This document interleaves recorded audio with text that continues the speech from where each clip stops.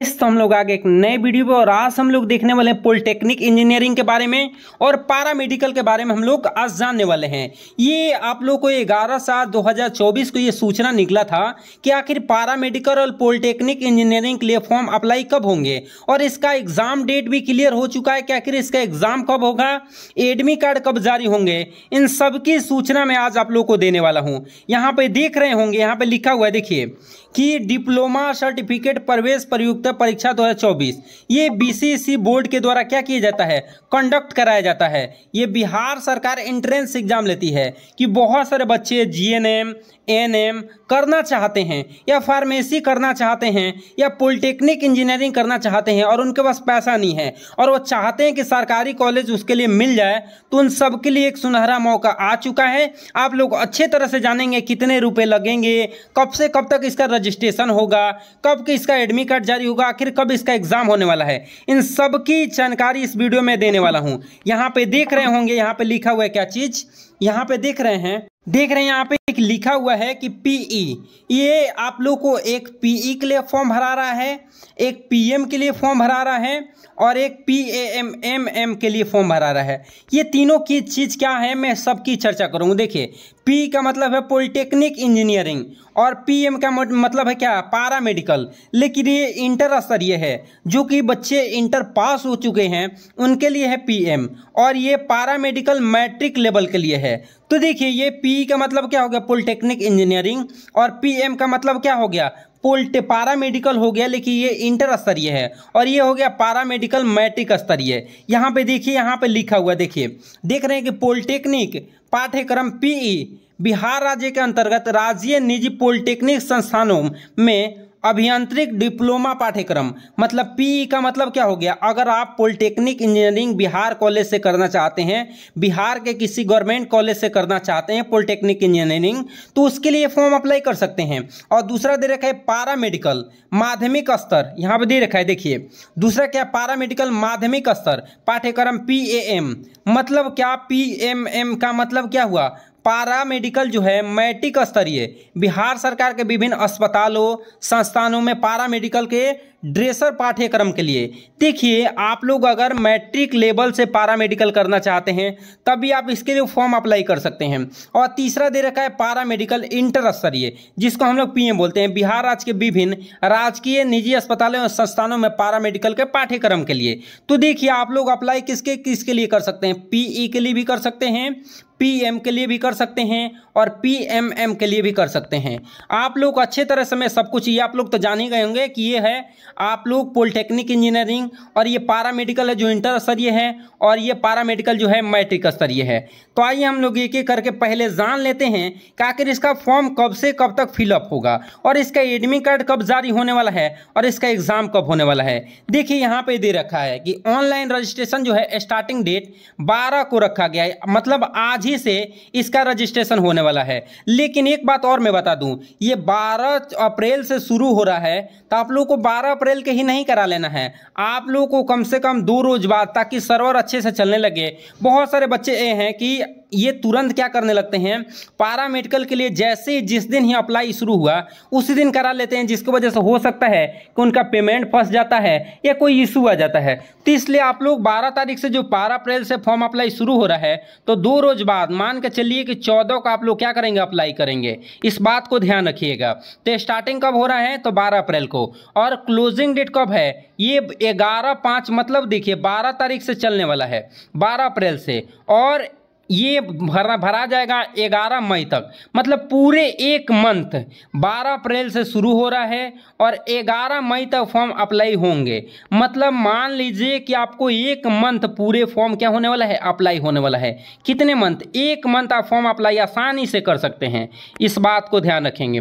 और उसका payment net banking से पेमेंट कर सकते हैं, डेबिट कार्ड से पेमेंट कर सकते हैं, क्रेडिट कार्ड से कर सकते हैं, यूपीआई से कर सकते हैं।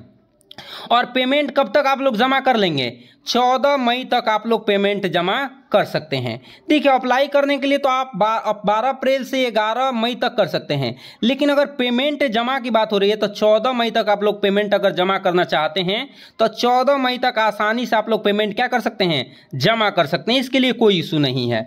अगला है क्या कि एडिटिंग, अगर कोई मिस्टेक हो जाता है तो 16 मई से 18 मई तक, देखिए 16 मई से 18 मई तक आप लोग एडिटिंग कर लेंगे। फिर से मैं चर्चा कर देता हूं। देखिए, 12 अप्रैल से आप लोगों को फॉर्म अप्लाई शुरू हो रहा है और 11 मई तक अंतिम तिथि रखा गया है। अगर आप पेमेंट किसी कारणवश 11 मई तक नहीं कर पाते हैं तो 14 मई तक पेमेंट क्या कर सकते हैं, आप लोग जमा कर सकते हैं। और उसके बाद से 2 दिन बाद 16 मई से लेकर 18 मई तक आप एडिटिंग कर सकते हैं। अगर किसी प्रकार की कोई त्रुटि हो गया है, नाम में कोई गलती हो गया है, पिताजी के नाम में कोई गलती हो गया है, या आप लोग को सर्टिफिकेट आप लोग को अपलोड करने में कोई दिक्कत आ गया है, या किसी भी प्रकार की कोई त्रुटि है, तो आप लोग क्या कर सकते हैं, 16 मई से लेकर 18 मई तक इसके लिए क्या कर सकते हैं, एडिटिंग का काम कर सकते हैं। इस बात को ध्यान रखिएगा।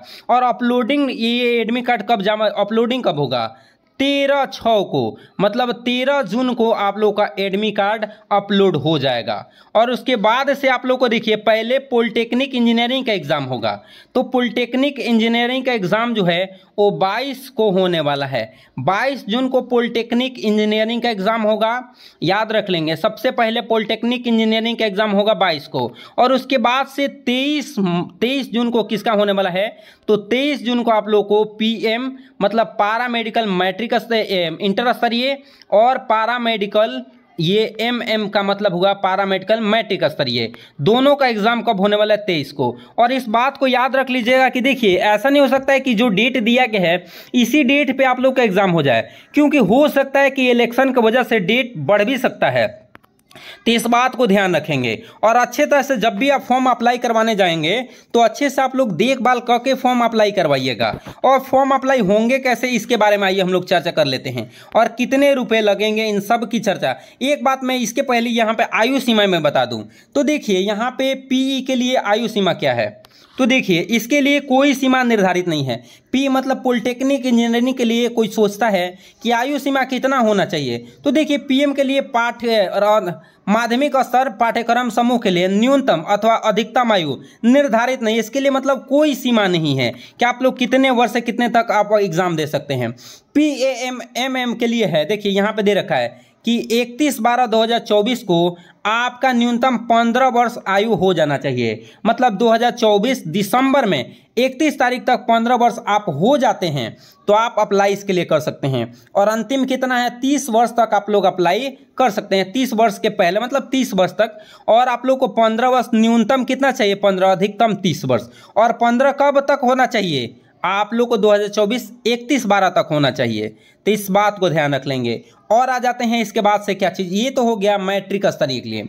अब इंटर स्तरीय के लिए क्या चाहिए, मतलब पीएम के लिए। तो इसके लिए इसमें कौन कौन कोर्स आता है, जीएनएम आता है और एएनएम आता है। और इसके लिए देखिए यहाँ पे 17 वर्ष होना चाहिए, कब, 2024 12वां महीने 31 तारीख को आप कितने वर्ष के हो जाना चाहिए, 31 वर्ष के। और अंतिम आयु क्या है, अधिकतम आयु 35 वर्ष तक आप दे सकते हैं, ये ध्यान रखेंगे। तो देखिए पीई के लिए कोई सीमा निर्धारित नहीं है, और पीएमएम के लिए निर्धारित है कि 15 वर्ष से लेकर आप 30 वर्ष तक अप्लाई कर सकते हैं। और इसके साथ पारा मेडिकल जो है इसके लिए आप अप्लाई कर सकते हैं 17 वर्ष से कितने वर्ष तक, 35 वर्ष के हैं तो आप लोग अप्लाई कर सकते हैं। इस बात को ध्यान रखेंगे। ये तो हो गया क्या चीज़, आप लोगों का कितना, ये देखिए यहाँ पे शुल्क लगने वाला है। तो इस शुल्क के बारे में भी मैं चर्चा कर देता हूं अभी कुछ देर में। पहले देखिए यहाँ पे दे रखा है कि आप लोग अप्लाई कैसे करें। मैं जैसे अप्लाई शुरू होगा तो उसके लिए वीडियो भी मैं बनाऊंगा। तो अभी के लिए आप लोग जान लीजिए कि 1 स्टेप रजिस्ट्रेशन, यहाँ पे रजिस्ट्रेशन सबसे पहले करना है। और एक बात का और ध्यान रखना है कि कंप्यूटर के स्क्रीन पर दिखाने वाले है, देखिए यहाँ पे देख रहे हैं मोबाइल नंबर और ईमेल आईडी अलग अलग सत्यापन कोड पर भेजा जाएगा। इस बात को याद रख लीजिए, जब भी आप मोबाइल नंबर, देखिए मैं लिख रहा हूँ मोबाइल नंबर और ईमेल आईडी, ये दोनों अपना ही दीजिएगा, क्योंकि हो सकता है कोई नोटिफिकेशन भेजना होगा तो इसी पे आता है आपका मोबाइल नंबर पे और ईमेल आईडी पे। तो इस बात को ध्यान रखेंगे कि अपना ही ईमेल आईडी और मोबाइल नंबर दे, किसी दूसरे का नहीं दे, इस बात को ध्यान रखेंगे। और दूसरा स्टेप में क्या करना है, अकाउंट लॉगिन करके पहले पर रजिस्ट्रेशन करना है, जिससे यूज़र आईडी पासवर्ड मिल जाएगा। और उसके बाद लॉगिन करके क्या अन्य पर्सनल इन्फॉर्मेशन दे देना है। मैं सबके बारे में बताऊंगा इसके बारे में। यहाँ पे दे रखे हैं फोटो कैसा होना चाहिए कि जिस पर आवेदक का नाम, इस बात को याद रख लीजिएगा कि 2023 का फोटो नहीं होना चाहिए। आप ध्यान रख लीजिएगा कि 2024 का फोटो होना चाहिए। कब का? 2024 का। और फोटो पे आपका क्या होना चाहिए, नाम होना चाहिए। और जब भी फोटो खिंचवाने जाते हैं तो उसका नाम और उसी दिन का डेट अंकित होना चाहिए। तो 2024 का ही आप लोग फोटो देंगे तो अच्छा रहेगा। और उस पर आप लोग का नाम रहना चाहिए और जिस दिन आपने फोटो खिंचवाया उसी दिन का क्या होना चाहिए, डेट भी होना चाहिए। इस बात को ध्यान रखना है और अच्छे तरह से पढ़ के इसको फॉर्म को भरवाना है। और जैसे ही फॉर्म अप्लाई होते हैं तो मैं सबके बारे में चर्चा कर दूंगा, समझ रहे ना। तो इस सबके बारे में फीओ डिटेल में उसी समय बता दूंगा। चलिए, तो इसी के साथ हम लोग मिलते हैं अगले वीडियो में। तब तक के लिए जय हिंद।